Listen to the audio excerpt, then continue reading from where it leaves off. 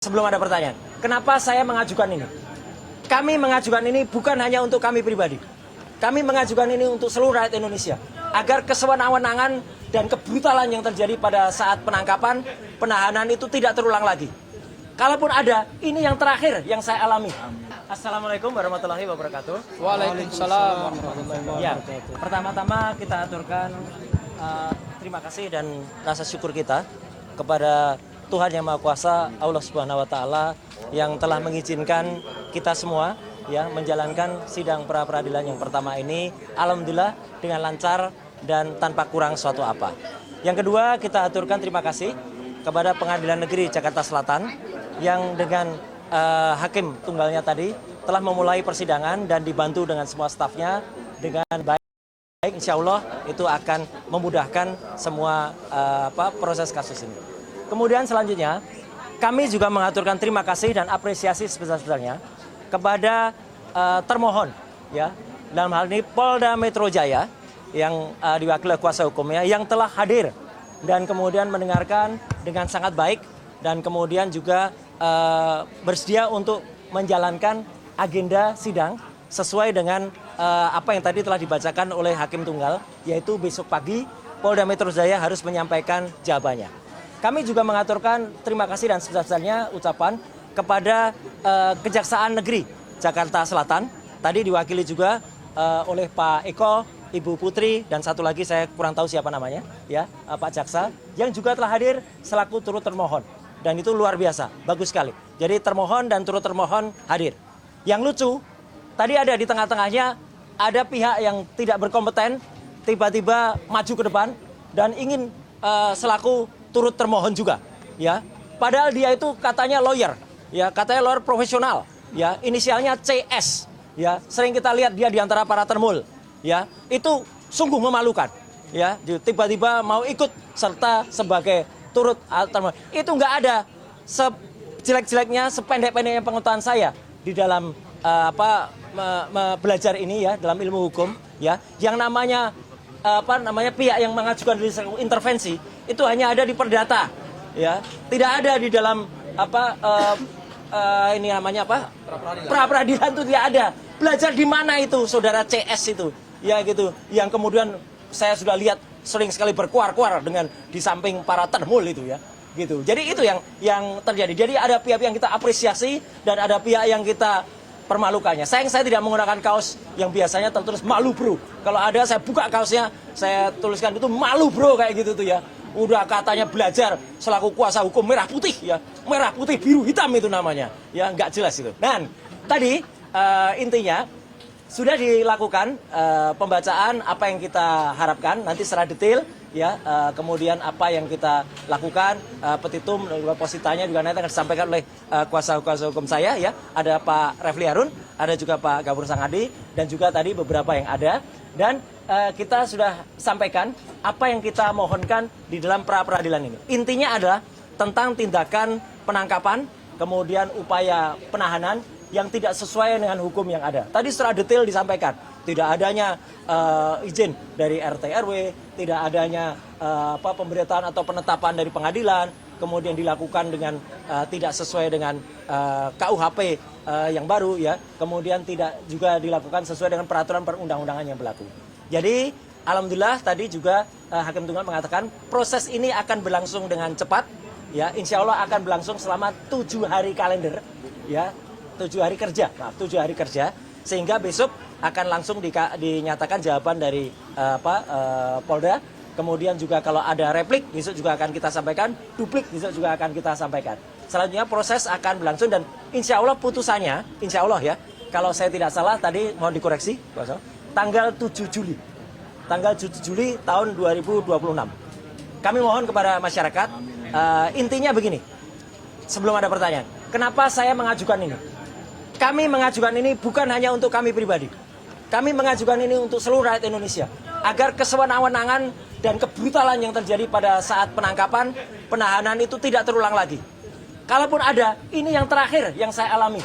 Ya, seorang yang hanya kemudian dituduh melakukan pencemaran nama baik dan juga kemudian fitnah, dan itu pun belum terbukti, ya, sudah dilakukan upaya penangkapan yang brutal. penangkapan yang luar biasa jahat ya, penangkapan yang tidak sesuai dengan undang-undang yang ada. Jadi itu yang inti yang saya sampaikan. Mohon maaf, saya secara detail hukum mungkin nanti akan disampaikan oleh kuasa hukum saya, dan nanti setelah kuasa hukum nanti kesimpulannya saya ingin memberikan satu pesan. Silakan Pak Gafur dulu. Silakan. Di depan, ya, sudah di depan. Ya. Terima kasih Mas Roy, Bang Refli izin. Ya. Jadi perlu kami update sedikit bahwa permohonan pra peradilan telah disampaikan secara terbuka dan sah di hadapan Hakim Tunggal, di hadapan termohon Polda Metro Jaya, dan turut termohon adalah pihak dari Kejaksaan. Dan kejaksaannya adalah Kejaksaan Tinggi DKI Jakarta dan Kejaksaan Negeri Jakarta Selatan. Kami dengan membacakan permohonan pra peradilan tadi, maka terjawablah sudah bahwa ada desas-desus kami menarik Bapak Presiden Prabowo, pemerintah Republik Indonesia, ternyata itu tidak tepat, ya, itu tidak sesuai dengan yang sebenarnya terjadi dalam persidangan pra peradilan. Kemudian yang kedua, alasan-alasan permohonan saya kira nanti bisa dijelaskan lebih komprehensif oleh Bang Refli. Tetapi yang pasti adalah hari ini kami menyampaikan apresiasi yang luar biasa kepada pihak Pengadilan Negeri Jakarta Selatan, kemudian juga termohon Polda Metro Jaya dan Kejaksaan, sehingga besok akan dilanjutkan dengan agenda penyampaian jawaban dari termohon. Ya, kalau turut termohon, saya kira tidak perlu dia menjawab. Ya. Karena pokok perkara yang tadi diperiksa berdasarkan permohonan kami itu tidak berhubungan dengan kewenangan daripada Kejaksaan. Sehingga nanti besok itu hanya dijawab oleh pihak Polda Metro Jaya. Kemudian besok juga begitu disampaikan jawaban, kami secara simultan akan langsung menyampaikan replik. Ya, jadi kami akan minta kepada hakim supaya sidang di-skor dulu beberapa jam, kami langsung akan menuliskan replik kami. Kemudian kalau Polda Metro Jaya mau menyampaikan duplik, ya kami tentu akan juga memberikan kesempatan kepada Polda Metro Jaya untuk menyampaikan duplik. Dan setelah itu, pada hari Rabu Mas Roy, itu langsung kita masuk di dalam proses pemeriksaan, ya, pembuktian, yaitu bukti-bukti dari kami, bukti apa saja tentu nanti hari Rabu akan kami sampaikan, termasuk juga kami akan untuk memberikan kami fasilitas berupa layar, sehingga video-video yang menggambarkan proses penangkapan, penahanan, terutama penangkapan di rumah kediamannya Mas Roy, itu akhirnya nanti kami buka kepada publik, sehingga silakan akan Anda nilai, ya. Dan yang terakhir, Mas Roy, tadi terkait dengan pencekalan, ya. Memang pada saat kami mengajukan materi permohonan pertama kali, itu memang tidak masuk. Sehingga kami berharap tadi kami akan masukkan dalam renvoy atau perbaikan. Tetapi karena memang tidak boleh menambah posita dan petitum, begitulah hukum acaranya, ya memang kami menghargai apa yang menjadi sikap dari hakim pra peradilan. Dan yang terakhir, kok ada, saya juga bingung ya, kok ada seseorang yang selama ini mengatasnamakan tim kuasa hukum Merah Putih, kok tiba-tiba nyelonong gitu loh untuk menjadi para pihak dalam perkara ini. Saya bingung juga nih. Ini belajar hukum acara pidananya di mana nih? Kalau pihak atau pihak lain masuk sebagai intervensi, itu hanya boleh diperkenankan dalam gugatan perdata. Nah, itu. Sementara ini perkaranya perkara pidana, tidak pernah ada pra peradilan itu kemudian ada pihak lain yang tidak punya kepentingan kemudian masuk menjadi intervensi. Ya sudahlah, kita ketawa sajalah. Inilah bukti bahwa bukan hanya pemohon yang juga menegakkan hukum secara unprosedural, tetapi juga pendukung-pendukung dari kubu sebelah itu ternyata juga banyak yang melanggar hukum. Saya kira itu, silakan Bang Refli untuk melanjutkan. Oke. Ya, maju. Silakan. Oke. Sorry, maaf. Ya. Assalamualaikum warahmatullahi wabarakatuh. Waalaikumsalam. Kawan-kawan semua, terima kasih atas kehadirannya. Saya akan menambahkan dari apa yang sudah disampaikan Mas Roy dan Abdul Ghafur Sangaji. Jadi pertama kami mengapresiasi Pengadilan Negeri Jakarta Selatan ini yang sudah berkenan membuka diri sehingga kawan-kawan semua bisa siaran langsung. Luar biasa. Ya, bisa siaran langsung, bisa live streaming. Kita berharap mudah-mudahan itu juga berlaku untuk sidang perkara pokok di Pengadilan Negeri Jakarta Timur. Karena kita mendengar belum diperbolehkan untuk live streaming atau untuk siaran langsung. Jadi dengan teman-teman kompak mengajukan surat misalnya, mudah-mudahan itu akan dibuka. Karena kami mendengar bahwa tidak boleh siaran langsung untuk perkara pokok. Yang akan dimulai kick off-nya untuk kasus Dr. Tifa itu tanggal 2 Juli 2026 pukul 9 pagi. Ya, itu satu pengumuman. Yang kedua adalah kawan-kawan semua, seperti yang didengarkan tadi, yang diajukan itu 3 hal saja, kurang lebih babonnya, yaitu penggeledahan, kemudian penangkapan, dan penahanan. Kami berargumentasi tadi, 3 hal tersebut melanggar undang-undang, terutama Undang-Undang Nomor 20 Tahun 2025 tentang Kitab Undang-Undang Hukum Acara Pidana. Penggeledahan kami mendengarai tidak ada penetapan dari pengadilan negeri setempat tadi ya. Kemudian penangkapan kami mendengarai bahwa alasan penangkapan dikaitkan dengan P21 atau sudah selesainya penyidikan itu tidak benar dan tidak sesuai menurut hukum. Karena menurut hukum yang ada itu harus dikaitkan dengan pemeriksaan tersangka dalam proses penyidikan atau Mas Roy mangkir 2 kali berturut-turut tidak dipanggil, tidak datang dan mangkir. Kemudian soal penahanan, kalau teman-teman tadi menyimak dengan seksama, pasal 100 ayat 5 Undang-Undang 20/2025 tentang KUHP itu menyebut 8 alasan dilakukannya penahanan. Dan dari 8 alasan tersebut sudah dibantah semua. Tidak ada satupun yang bisa dikenai kepada Mas Roy, termasuk Dr. Tifa juga. Jadi apakah Mas Roy berupaya melarikan diri? Tidak. Apakah Mas Roy berupaya menghilangkan barang bukti? Barang bukti apa? Karena sudah selesai penyidikannya. Apakah mengulangi tindak pidana? Tindak pidana apa yang mau diulangi? Karena kita masih berdebat. Apakah yang dilakukan oleh Mas Roy itu sebuah tindak pidana atau bukan? Apakah ini ranah kebebasan berpendapat? Apakah Mas Roy tidak memberikan keterangan yang sebenarnya ketika diperiksa? Tidak juga. Apakah Mas Roy menghalangi saksi? Tidak juga. Apakah Mas Roy merasa terancam dirinya sehingga dia kemudian perlu minta tahan? Enggak juga. Bahkan Mas Roy menikmati hidupnya. Kemana-mana dia. Kadang-kadang sendirian juga, walaupun kita sebagai lawyernya khawatir juga. Tetapi intinya adalah dari 3 hal tersebut, penggeledahan, penangkapan, penahanan, itu kekeliruan fatal dari penyidik Polda Metro Jaya, dan karenanya kami memintakan di ketiga tersebut dinyatakan batal demi hukum, dan kemudian tentu ada administrasi untuk pembatalannya.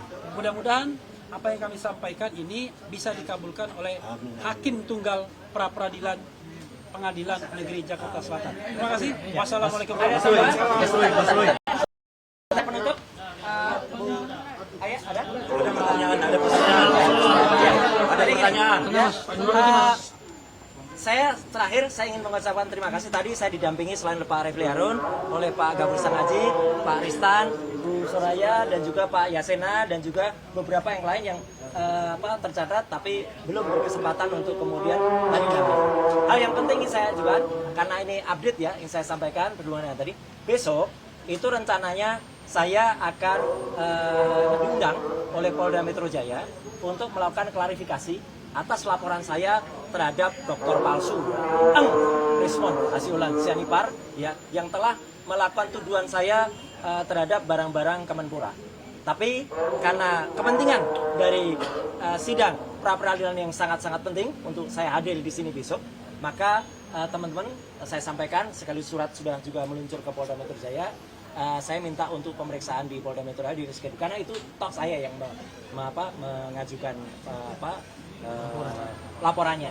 Jadi nggak apa-apa, ya itu akan sekaligus menunggu juga dari Polda Metro Jaya juga memang sudah datang ke, katanya sudah datang ke kantor Kementerian Pemuda dan Olahraga dan sudah mendapatkan jawaban dari kantor Kemenpora bahwa urusan barang-barang itu sudah selesai. Jadi dulu itu hanya ada kesalahan administratif pencatatan yang harusnya ke kementerian dicatatkan sebagai menteri.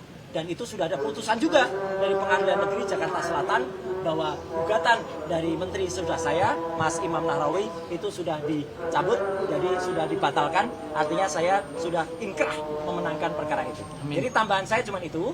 Ya, jadi sekali lagi perkara ini masih cukup panjang. Jadi kalau tadi didengar ada kasus pencekalan yang kemudian itu ternyata tidak kita masukkan, nah itu nanti berarti ada konsekuensinya juga bagi kami. Untuk apa? Untuk melakukan tindakan yang lain. Teman-teman bisa mengira itu kira-kira apa. Jadi sekali lagi itu yang ingin saya sampaikan kepada semua. Jadi sekali lagi memang yang namanya ilmu hukum itu pelik. Ilmu hukum itu susah. Saya juga sendiri harus belajar hukum. Karena apa? Untuk membuktikan itu palsu atau tidak, itu juga panjang. Nah, gitu. Ya, gitu. Jadi ilmu itu memang panjang, ya, gitu. Kontroversinya akan panjang. Jadi pra peradilan ini termasuk untuk membuktikan kontroversi ini dan biarkan semua itu berjalan sesuai dengan jalurnya. Sekian, terima kasih untuk semuanya, untuk semua media, untuk YouTuber, dan juga untuk semua masyarakat Indonesia yang sudah ikut bersamai. Wassalamualaikum warahmatullahi wabarakatuh. Mas, barang bukti yang akan dihadirkan CCTV. Nanti Berapa ada. file? Apa saja gambar yang paling krusial? Nanti ada semuanya hari Rabu Cukup besok ya? Nanti bisa dilihat. Terima kasih ya. Silakan diambil prabonnya.